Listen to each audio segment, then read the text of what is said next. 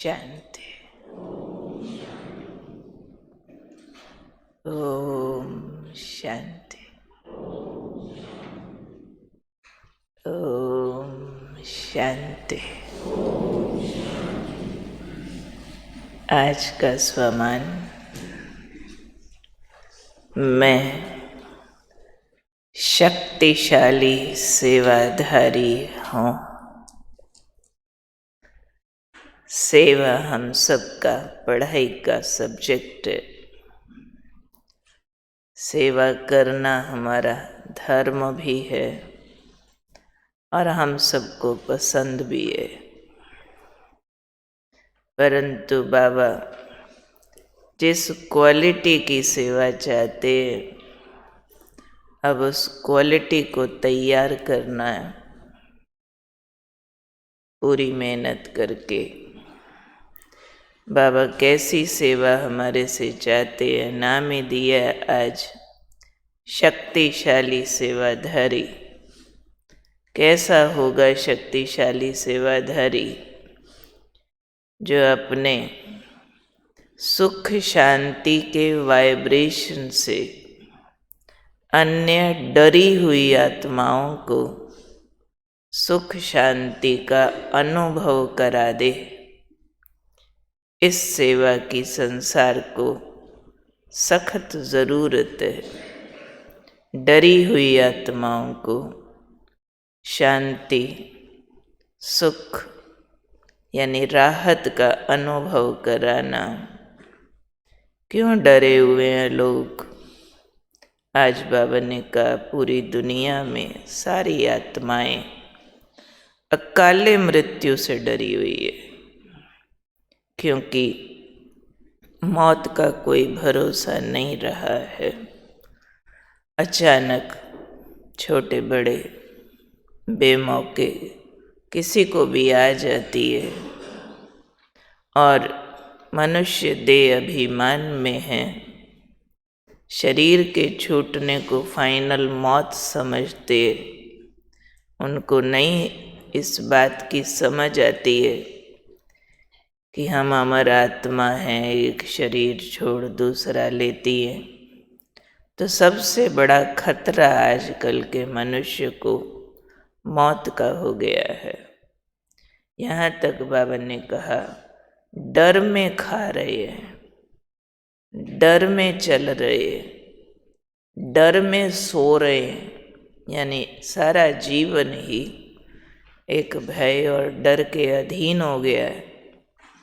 खाना, सोना, उठना, जिसका कोई बाहर गया हो डरते रहेंगे कुशलता से वापस आ जाए, कहीं कुछ हो न जाए। थोड़ी बीमारी आए तो एकदम अंदर सिग्नल बजने लग जाएंगे, कहीं इसको कुछ हो न जाए।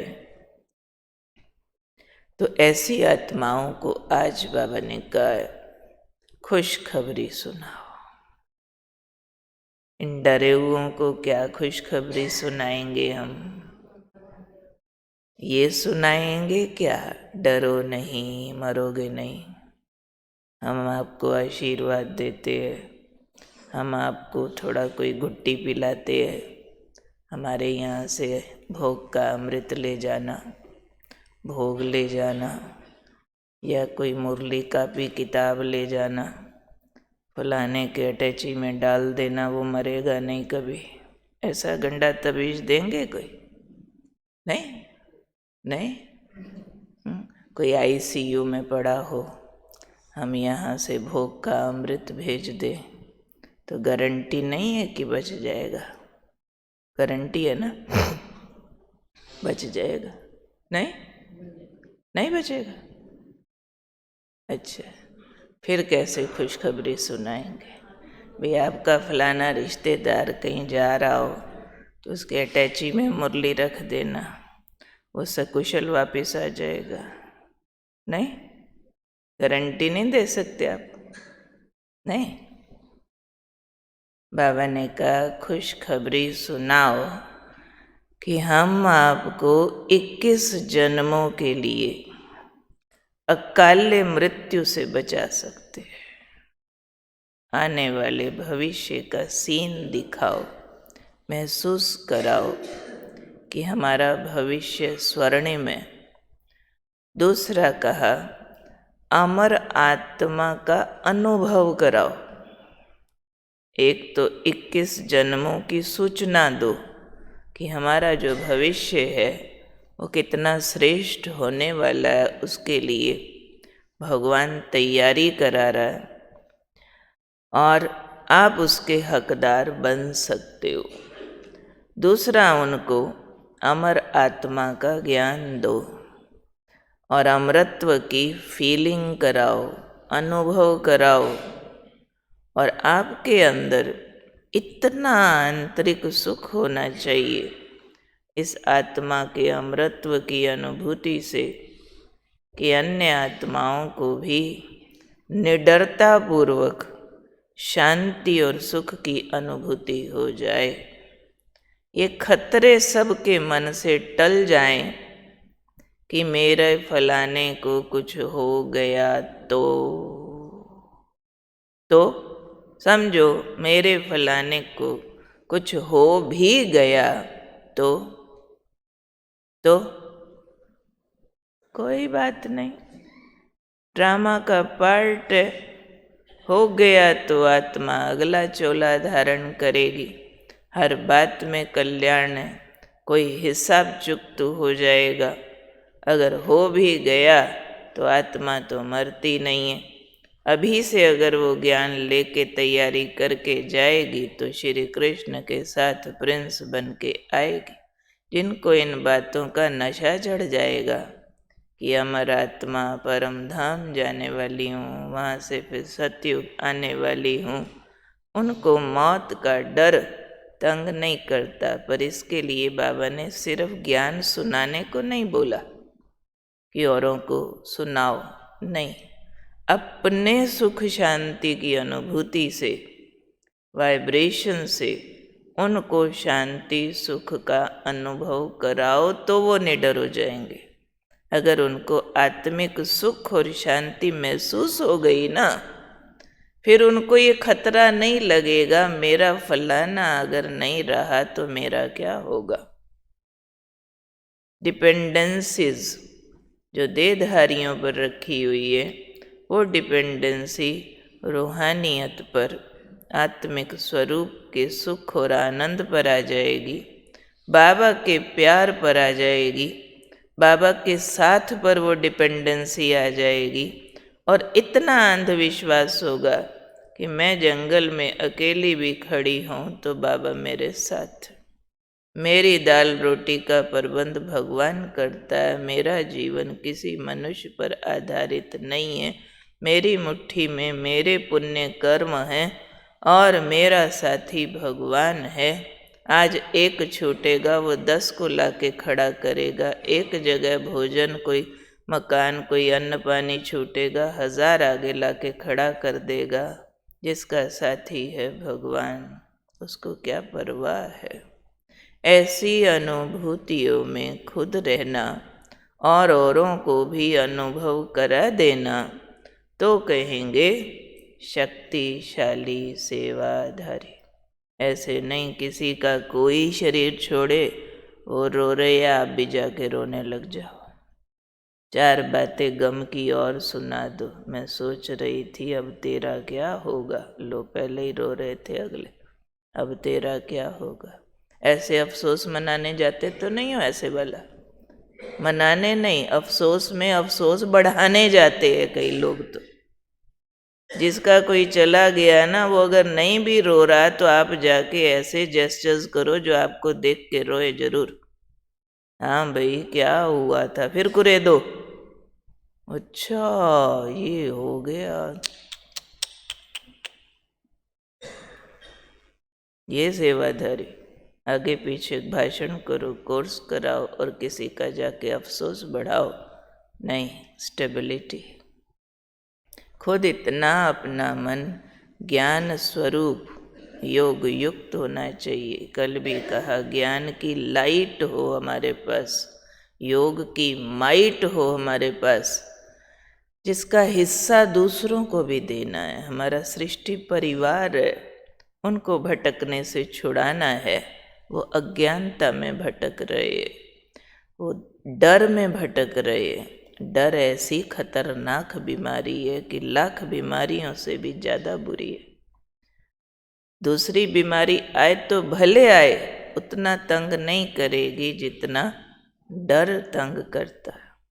डरने वाला तो जिंदा मर रहा होता है, अदरवाइज तो बीमारी या शरीर छोड़ना एक नॉर्मल फिनोमेना है लाइफ का, उसको अदरवाइज नहीं लिया जाना चाहिए। इसमें महत्वपूर्ण काम ये है कि पहले हम बाबा के बच्चे निडर हों। क्या हम सब के अंदर से डर निकला हुआ? चेक करो, मुझे कुछ ना हो जाए, मुझे माना मिट्टी, शरीर का खतरा, मुझे कुछ ना हो जाए। कोई थोड़ा सा कहीं दुखा, किसी ने कहा मेरा भी ऐसे दुखा था फिर कैंसर निकला, आज अपना ज़रा सा फोड़ा फिंसी आया, हाय कैंसर ना हो जाए, मेरे पीछे मेरे फलाने का क्या होगा। ऐसे हैं डर और खतरे बाबा के बच्चों को। किसके आधार पर जी रहे हैं हम सभी? तो बाबा हमारे लिए भी बैठा है, और जिनको हम हमारा कहते हैं उनके लिए भी बैठा है। और हर एक के सुख और दुख का कारण उसके अपने कर्म हैं। किसी ने दुखी होना है, हमारे होते भी हो लेगा अगर उसके कर्म टेढ़े हैं तो। किसी ने सुखी होना है, हमारा कुछ किए दिए बिना भी हो लेगा अगर उसके कर्म सीधे हैं तो कर्म कहानी है ना। आप अपने सगों को भी लाख सोना चांदी उंडेल करके सुखी बना सकते हो। दिन रात हड्डियां लगा लो, खून पसीना लगा लो, सबको समझ आ गया होगा हर एक आत्मा की अपनी इंडिविजुअल जर्नी है। वो आत्मा अपना कर्म खाता साथ लाती है। जब तक वो कर्म खाता न संवारे, आप उनके सुख का कारण नहीं बन सकते। तो कोई किसी के आधार पर नहीं, कर्म और फल के आधार पर कहानी चलती है। इसलिए राइट अंडरस्टैंडिंग के साथ शक्तिशाली सेवा करो, खुद भी निर्भय रहो, औरों को भी निर्भय बनाओ। ऊपर के टोने टोटकों के आधार पर नहीं कि फलाना डॉक्टर, फलाना गंडा तबीज, टोना टोटका, लो जी मुरली पकड़ो आपकी बीमारी चली जाएगी, ऐसा नहीं। उनको आत्मिक स्वरूप में स्थित होना सिखाना, खुद होकर के, और अंदर से निर्भयता की अपनी वाली फीलिंग डोनेट करनी है। अपनी फीलिंग, जितना हमारा वाइब्रेशन आएगा सुख का, शांति का, वो सब तरफ फैल जाएगा। तो हम सब बाबा के बच्चे अपने घरों को निर्भयता का कुंड बनाए। निर्भयता का कुंड माना खुद निडर होके जिए, खुद सुख और आनंद की फीलिंग में रहें, खुद शांति की खुशबू फैलाते रहे। हमारे वचन, हमारे संकल्प ऐसे नहीं होने चाहिए जिसमें कोई इनसिक्योर फीलिंग्स हो। हर बात ठीक लगे, अच्छी लगे, खतरा न लगे। न धन जाने का खतरा, न तन जाने का खतरा, न संबंध जाने का खतरा, क्योंकि हम प्रॉपरली इन्फॉर्म्ड लोग हैं। हमें पता है ये सब कुछ खत्म होने वाला है और हम इसके लिए तैयार बैठे हैं। तो कौन हूँ मैं? शक्तिशाली सेवाधारी। कल 25 तारीख है। 25 दिसंबर से 31 मार्च तक अबाउट 98 डेज होते हैं। तब तक हमने 100 घंटा एक्स्ट्रा योग करना है हर एक बाबा के बच्चे ने। उसमें ये जो 5 दिन हैं पहले 25 से 6 दिन 31 तक हम अपने आप को भय से मुक्त करने का जोर लगाएंगे और लिस्ट बनाएंगे मेरे मन में किस किस बात का डर है। चेक करेंगे अपनी लिस्ट। मुझे बीमारी का डर, मुझे मौत का डर, मुझे धन के जाने का डर, मुझे निंदा का डर, या मुझे किसी की करेक्शन का डर, क्या है। उसके अगेंस्ट हम ज्ञान का मंथन भी करेंगे और उसके अगेंस्ट हम अशरीरी अवस्था का अनुभव भी करेंगे। ये वाले 6 दिन हम पूरा अभ्यास करेंगे कि मैं देह से अलग अमर आत्मा हूँ। मेरी मौत न कभी हुई है न कभी होगी। मैं सदा से हूँ जगती ज्योति और सदा रहूँगी।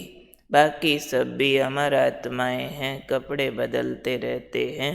ये फीलिंग हम गहरी करेंगे और आज मुरली के बाद सभी अपना 1-1 घंटा एक्स्ट्रा योग का नोट करा के जाएंगे, जो कल से ही शुरू होना है और सबको बाबा के घर में ही आकर के वो वाला योग करना है।